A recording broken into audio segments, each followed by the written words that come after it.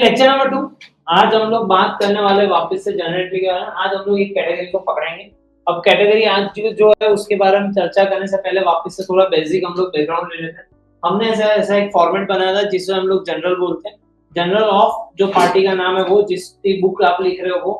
इसके अलावा यहाँ पे एक एंट्री होती है जहाँ पे लिखा जाता है अकाउंट डेबिटेड, फिर टू करके यहाँ पे एक चीज लिखी जाती है, इसकी अमाउंट यहाँ पे लिखी जाती है, इसकी अमाउंट यहाँ पे लिखी जाती है, और नीचे जो होता है वो यहाँ पे बीइंग करके लिखा जाता है और उसको बोला जाता है नरेशन। ये बात को हम लोग ने सीख चुके थे। आज हम लोग एक कैटेगरी के बारे में बात करने वाले हैं जिसका नाम है transaction for loan and interest. अब जब मैं transaction for loan and interest की बात कर रहा हूं तो यहाँ पे क्या क्या चीजें हो सकती है उसको थोड़ा समझिए। अब समझो यहाँ पे बिजनेस को है ना लोन कई बार चाहिए भी सही। किसके लिए चाहिए? क्योंकि कुछ बड़ा प्रोजेक्ट आ गया तो उनको पैसों की जरूरत होती है तो वो लोग क्या करते हैं लोन लेते हैं, तो उसे लोन बोरोड बोला है। उसे क्या बोला है? लोन। अगर मान लो मुझे पैसों की जरूरत थी, मैं ये महानुभाव के पास गया, मुझे बोला भाई मुझे पैसा चाहिए 50 लाख रुपए, तो बोलेगा हाँ सर ठीक है मैं दे देता हूँ। तो उसने जो 50 लाख रुपए दिए उससे पैसा आएगा या जाएगा? तो जब मैं लोन बोरो करता हूँ तो उसके अंदर एंट्री क्या होगी? Cash account debited. आइदर हो सकता है 50 लाख कैश दे दे, या तो हो सकता है वो मुझे चेक लिख के दे दे। क्लियर है?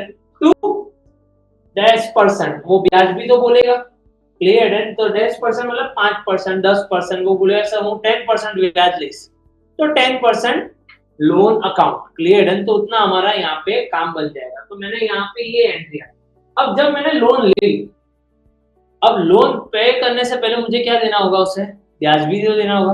अब जो मैं उसे ब्याज दे रहा हूँ वो मेरे लिए इनकम है या expense? Expense. So expense always debited. Interest account debited to cash और बैंक। आइदर मैं चेक से दूंगा, आइदर मैं कैश दूंगा। क्लियर है? और लास्ट में जब मैं लोन रीपेमेंट कर रहा हूँ, लोन रीपेमेंट कर रहा हूँ, भाई 50 लाख रुपए लिए थे, अब वो 50 लाख रुपए तू भाई क्या कर ले? लेके चला जा। 50 लाख रुपए क्या कर ले? लेके चला जा। तो जब मैं 50 लाख रुपए उसे वापस कर रहा हूँ तो पैसा आ रहा है या जा रहा है? जा रहा है। तो यहाँ पे जो मैंने ये एंट्री की थी उसको ध्यान से देखो, उसकी उल्टी एंट्री मैंने यहाँ पे करी। इसको मैंने क्या किया था? क्रेडिट किया था। उसको मैंने क्या कर दिया? डेबिट। ये दोनों चीजों को मैंने क्या किया था? डेबिट। उन दोनों को मैंने क्या कर दिया? क्रेडिट कर दिया। क्लियर है? तो ये लॉजिक बैठा दिमाग में। यहाँ पे किसी को कोई डाउट है? पक्का? डन। अब लोन एडवांस और गिवन और लेंट, तीन का मतलब एक ही होता है। मेरे वहां पे एम्प्लॉय काम कर रहा है। Suppose let us take an example of Vinod भाई। विनोद भाई ने मुझे ये बोला साहब जी मुझे लोन चाहिए, बराबर, मैं आपको वापस करूंगा। अब मुझे देना भी पड़े, ऐसा थोड़ी कि ना बोल दूंगा। मैंने बोला ठीक है ले जा भी पैसा। अब वो पैसा लेके चला गया 50 लाख। तो जब वो पैसा लेके जा रहा है तो पैसा आ रहा है जा रहा है? तो मुझे याद तो रखना पड़ेगा किसको दिया। तो मैं पहले लिखूंगा dash percent parties loan account to cash और बैंक। क्लियर है? टू कैश और बैंक। क्लियर? फिर उसके बाद उससे मैं ब्याज लूंगा विनोद के पास से। तो विनोद से जो ब्याज आएगा वो मेरे लिए इनकम होगा या एक्सपेंस? इनकम। इनकम। तो इनकम हमेशा क्रेडिट होता है और कैश कम से, तो cash account debited to interest account. और फिर उसके बाद जब विनोद मुझे पैसा वापस कर देगा तो ऊपर जो एंट्री की थी उसकी उल्टी एंट्री करूंगा। तो देखो ऊपर की रिवर्स एंट्री। ऊपर पार्टीज अकाउंट क्या हो रहा था? डेबिट हो रहा था। यहाँ पे देखो टू पार्टीज अकाउंट आ गया। ये दोनों क्या हो रहे थे? क्रेडिट हो रहे थे। उसके यहाँ पे ये दोनों क्या हो गए? क्लियर है? तो अब मुझे खाली क्वेश्चन में से ये देखना है कि मैंने पैसा लिया था या दिया।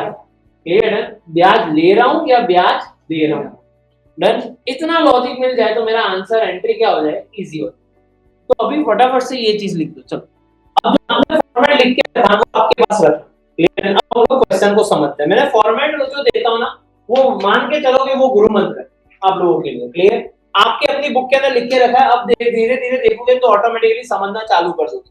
सबसे पहला ट्रांजैक्शन। ध्यान, यहाँ पे कोई दूसरे काम मत करो, सारे पेन पेंसिल रख दो यहाँ पे, पूरा 100% फोकस।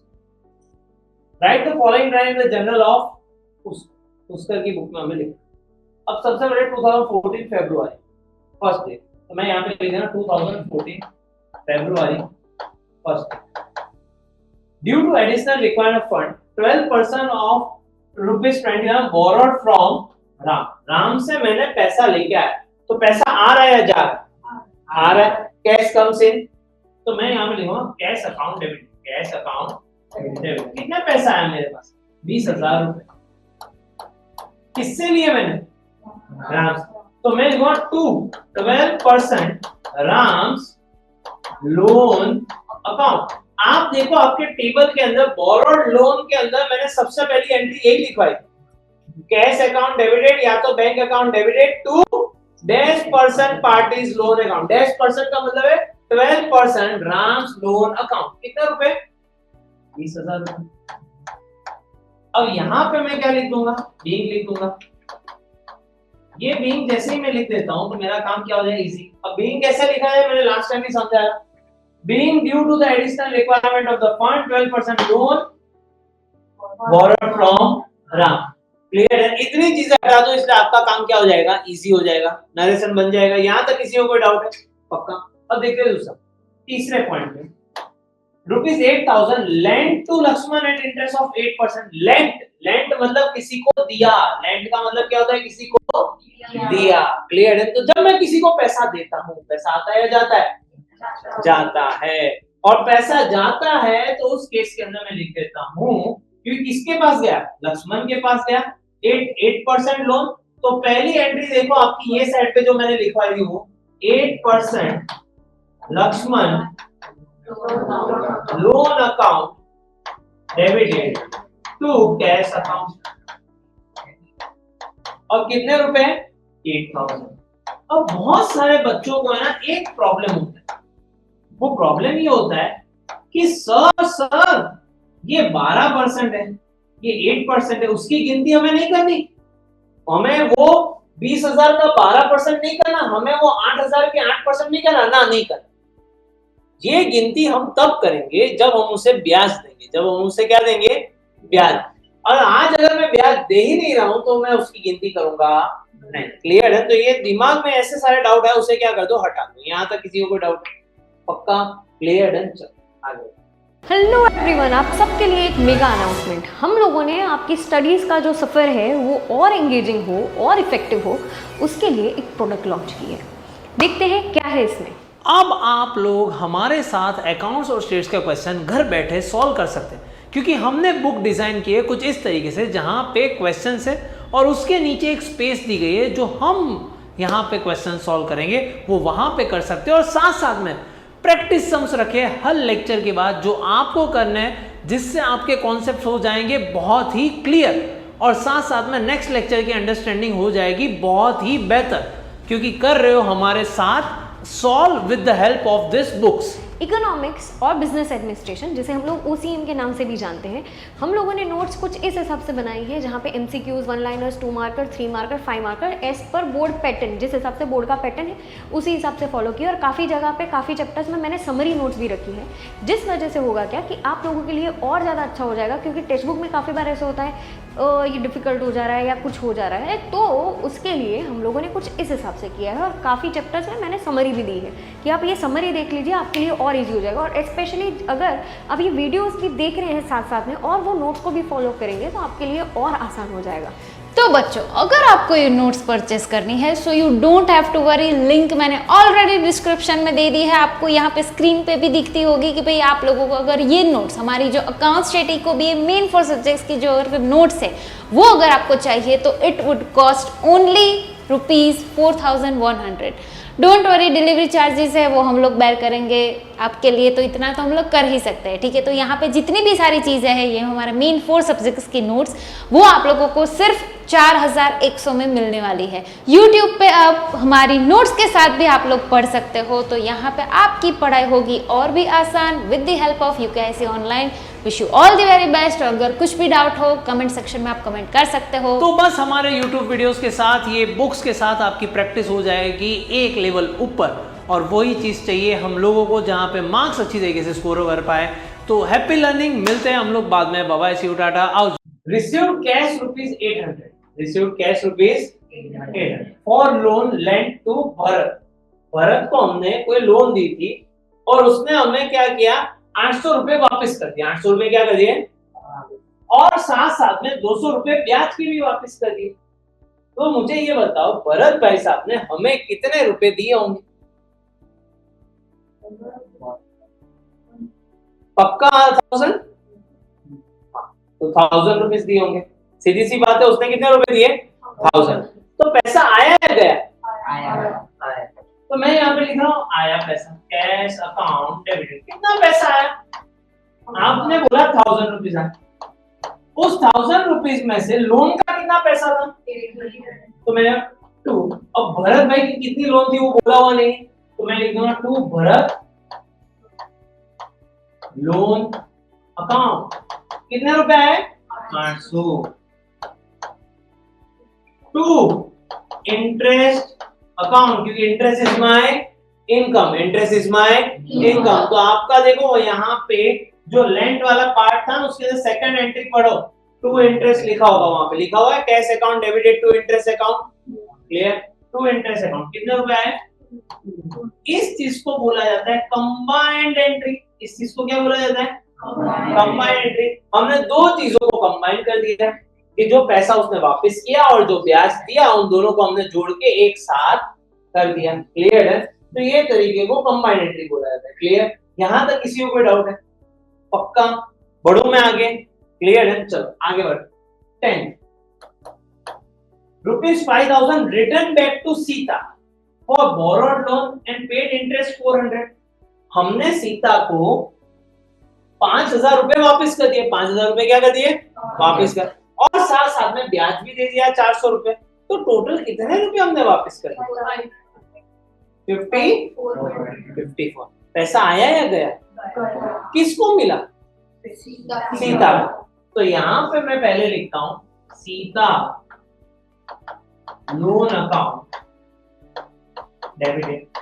उसको मैंने सीता को लोन के कितना पैसा वापस किए थे? 5000। और जो मैंने ब्याज दिया वो मेरे लिए खर्चा है। खर्चा हमेशा डेबिट होता है। Debit all expenses and losses and credit all incomes and तो ये तो मेरा खर्चा है। Interest account debited. कितना खर्चा हुआ ब्याज का? 400।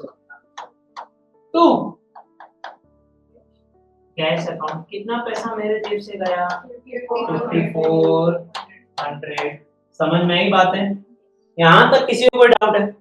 पक्का? क्लियर? डन? तो ये हमारी बातचीत होगी। यहां तक क्लियर हो गया? डन? चलो आगे बढ़ते हैं। नहीं 12 received interest rupees 200 for loan lent to Kaushal. Kaushal को हमने एक लोन दी थी और उसने हमें ब्याज दे दिया। उसका कितने रुपए ब्याज दिया? 200 रुपए। तो ये मेरी इनकम है या एक्सपेंस? इनकम। और जब कौशल ने 200 रुपए दिए होंगे तो पैसा आ रहा है या जा रहा है? Debit what comes in. क्या आ रहा है? कैश। तो मैं यहाँ पे लिखूं cash account debited, cash account debited to interest account. यही चीज आपने भी लिखी हुई है। आपकी देखो जो आपने आगे नोट बनाई थी उसके अंदर 200 राइट साइड पे सेकंड पॉइंट पे आपने लिखा हुआ था, लिखा हुआ है। क्लियर है? चलो फिर उसके बाद interest of 1 month paid on loan obtained from Ram. अच्छा, ये एक आईएमपी चीज है। सुनना मेरी बात। बोला हुआ है राम के पास से जो हमने पैसे लिए थे उसका हमने 1 महीने का ब्याज दिया। हमने क्या दिया? 1 महीने का। तो राम जी का दर्श देखने जाते हैं हम लोग राम जी के पास कि राम जी हमने कितने पैसे लिए थे आपसे? उसका 1 महीने का ब्याज हमने कितने परसेंट पे लिए थे? 12%। तो 12/100 और इनटू, क्योंकि हमने 1 महीने, क्योंकि अगर याद हो तो इंटरेस्ट की फॉर्मूला आती है interest is equal to P into R into N. P R N upon 100, यही फॉर्मूला हम लोग सीखे थे। तो यहाँ पे इंटू 1/12 कैंसिल, 2 तो हमें कितना ब्याज देना पड़ेगा? 200। हमें राम को कितना ब्याज देना पड़ेगा? 200। तो जब मुझे राम को 200 रुपए ब्याज देना पड़ेगा तो मैं यहाँ पे लिख देता हूँ भाई ये पैसा मैं दूंगा या लूंगा? पैसा आएगा या जाएगा? और ये जो ब्याज दे रहा हूँ मेरा इनकम है या एक्सपेंस है? Interest account debited, interest account debited to cash account. कितना ब्याज मैंने दिया उनको? 200 रुपीज। तो ये कैलकुलेशन कैसे हुआ वो समझ में आया? क्लियर? डन? वो कैलकुलेशन वापस से एक बार देख लेते हम लोग कैसे किया। हमने देखा राम के पास से कितने पैसे लिए थे? 20,000। और कितने परसेंट पे लिए थे? 12%। और 1 महीने के लिए लिए थे तो 1/12, अगर 2 महीने के लिए लिए होते तो 2/12, 3 महीने के लिए लिए होते तो। अब आधे से ज्यादा इंटेलिजेंट बच्चे ऐसे होते हैं जो क्या करते पता है, इतनी चीजों को रिकॉर्ड करते हैं कि सर 20,000 का था 12%, तो 20,000 का 12% 2400 रुपए हम लोग लिख के आ गए। तो ये 2400 तो पूरे साल का है, 2400 किसका है, हमें तो एक ही महीने का देखना है, हमें सारे साल का देखना नहीं। ऐसी कभी भी गलती मत करना, ध्यान से देखना कि उसको कितने पीरियड का है, 1 मंथ 2 मंथ 3 मंथ, तो उसका मल्टीप्लीकेशन यहाँ पे करना पड़ेगा। क्लियर है? तो ये बात समझ में आई बात। चलो फिर उसके बाद क्या दिया भाई, ₹75 become receivable for the interest on loan from Lakshman. जो हमने लोन दी थी लक्ष्मण भाई साहब को, उस लोन के अंदर ऐसा हुआ कि लक्ष्मण भाई साहब अभी तक आए नहीं हमारे पास, और 75 रुपीज उनसे लेने बनते हैं, पर लक्ष्मण भाई साहब दिखाई दे रहे नहीं। तो इसकी एंट्री कैसे, ये एक अनदर आईएमपी। अब इसको कैसे, पहले सुन, नहीं बेड डेप्ट नहीं हो, बेड डेप्ट तो तब होता है जब लक्ष्मण ये बोलते कि हूँ देवानंद। हो सकता है बाहर काम गया, हो सकता है लक्ष्मण जी कोई काम में बिजी हो, तो हमने फोन करके याद था, उसने बोला हाँ मैं आ जाऊंगा, दे जाऊंगा 1-2 दिन में। तो बेड डेप्ट तो तब होता है जब वो बोल दे कि अब मैं इनसॉल्वेंट हूँ। तो यहाँ पे ऐसी कोई कहानी है नहीं। तो क्या कर, सुनना मेरा बहुत ध्यान से सुनो। पहले ये समझो, अगर लक्ष्मण जी ब्याज दे देते तो आप एंट्री क्या करते, पैसा आता या जाता, आता। तो cash comes in, cash account debited, कितने रुपए आते हैं 75 टू इंटरेस्ट अकाउंट, यही एंट्री करते हैं आप लोग। जो ऊपर आपने यहाँ पे की थी वही एंट्री यहाँ पे करते हैं, सही है गलत।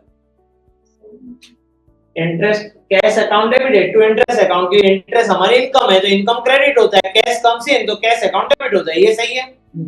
तो क्या यहाँ पे ब्याज आया, पैसा आया, तो हम लोग ये कैश अकाउंट को लिख सकते हैं नहीं, तो इसकी जगह पे हम क्या लिख सकते हैं। तो अगर मान लो ये पैसा आया ही नहीं है तो आप किसे याद करोगे, लक्ष्मण को याद करोगे। तो मैं यहाँ पे लिखूंगा Lakshman account debit, Lakshman account, या तो फिर मैं लिखूंगा outstanding, outstanding interest account debit, outstanding interest account debit. Now are two option, either मैं नाम याद करूंगा या तो फिर आउटस्टैंडिंग इंटरेस्ट याद करूंगा, आइदर मैं नाम याद करूंगा, आइदर मैं क्या लिखूंगा आउटस्टैंडिंग इंटरेस्ट। तो जब भी कभी ऐसा ट्रांजैक्शन आए जहां पे ये बात हो कि रिसीवेबल पैसा आया नहीं, तो ये समझो पैसा अगर आ जाता तो क्या एंट्री कर, तो पहले लिख लो, फिर पैसा नहीं आया तो पैसे को हटा। अब जब पैसा नहीं देता तो कोई ना कोई तो याद करोगे, किसी ना किसी को, तो किसको याद करोगे इस केस में, लक्ष्मण को, लिख दो लक्ष्मण अकाउंट। क्लियर है? और लक्ष्मण के बाजू में मैंने आउटस्टैंडिंग क्यों लिखा, उसका भी लॉजिक बताता हूं। अगर मेरे पास मान लो कौस्तुभा है, और कौस्तुभ बोला सर इतना टेंशन में क्यों, क्या हुआ, मैंने बोला क्या बताओ तुझे, इतनी प्रॉब्लम है, इतनी प्रॉब्लम है जिंदगी के अंदर। भाई एक बंदे को मैंने लोन दी थी, मतलब मैंने लक्ष्मण को लोन दी थी और लक्ष्मण ने लोन के पैसे वापस किए नहीं। तो उसने बोला सर लोन के पैसे मतलब मैं कुछ समझा, हाँ लक्ष्मण देखो कैसा बंदा है, ब्याज ही नहीं देता। तो आइदर मैं लक्ष्मण को याद करूंगा, आइदर मैं उसको हो सकता है ये भी बोल सकता हूँ कि भाई किसी एक बंदे को मैंने पैसा दिया था पर उसने अभी तक ब्याज दिया नहीं, तो मैं आइदर लक्ष्मण के नाम से कहानी करूंगा, आइदर मैं किसके नाम से करूंगा, आउटस्टैंडिंग इंटरेस्ट के नाम से। क्लियर है? कोई डाउट है यहाँ तक? पक्का डन? तो मैं दो में से कोई भी एक लिख सकता हूँ, आपकी स्कूल टीचर जो बोले वो कर ले। Clear done? यहाँ तक क्लियर? पक्का 75,000 become receivable એટલે શું થાય, હજી સુધી પૈસા આયા નથી, મારે લેવાના થઈ ગયા છે પણ પૈસા આયા તો પૈસા લેવા પડશે। ક્લિયર है?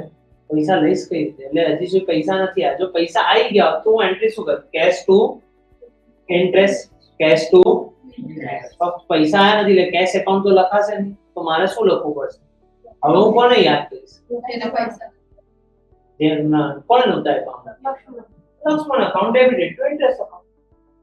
सर कोई डाउट है यहाँ तक? पक्का समझ में आई बात है? क्लियर है? लास्ट में बीइंग सब में लिखना पड़ता है। बीइंग सब हर ट्रांजैक्शन के नीचे बीइंग लिखना कंपलसरी है। और यहाँ पे लास्ट में क्या कर रहे हैं? टोटल। क्लियर है? टोटल दोनों साइड का क्या आना चाहिए? अब बहुत सारे बच्चे ऐसे होते हैं जिनको मैं ब्रह्म ज्ञान दे देता हूँ। बहुत सारे बच्चे ऐसे होते हैं जो आजू बाजू वाले से ना ये टोटल पूछते हैं, 2.5 किलो। अब अगर आप एंट्री करो और पूरी सही, और अगर मैं एंट्री करूं पूरी सही, तो हम दोनों के अंदर आंसर तो फिर भी डिफरेंस आएगा, टोटल गलत हो। तो आपको ये लगेगा कि भाई इसने बोला उसकी एंट्री भी सही, मैंने किया तो फिर भी सही, पर टोटल हम दोनों का अलग अलग है, तो आपको लगेगा सर टोटल गलत आ रहा है। तो कभी भी नीचे का टोटल को देखा नहीं जाता। क्लियर है? वो मैं वक्त आने पे उसकी चर्चा करूंगा, जब हम लोग बैंक रिलेटेड ट्रांजेक्शन करेंगे तो मैं दिखाऊंगा कि खाली एंट्रीज को थोड़ा अलग तरीके से लिखने से वो एंट्री भी सही, ये एंट्री भी सही, उससे टोटल के अंदर क्या हो जाता है? डिफरेंस आ जाता है। तो बहुत सारे बच्चे को आदत होती है, वो एग्जाम के अंदर क्या आगे वाले से पूछता रहता है, टोटल बोल लकी का। तो कोई टीचर ये टोटल चेक करती नहीं, तो हर एक टीचर एक एक एंट्रीज चेक। क्लियर है? तो ऐसे टोटल के पीछे भागना नहीं, अगर बहुत भागने जाओगे तो गलत ही हो जाओ। डन? क्लियर? और मान लो किसी का टोटल कुछ और है और आपका कुछ और है, तो दैट डजंट मीन कि आप गलत हो सकता है आपने एंट्री कुछ अलग तरीके से कर ली तो टोटल भी क्या हो जाएगा? बदल जाएगा। क्लियर है? कोई डाउट है यहाँ तक? पक्का? ओके, लिख लो फटाफट से।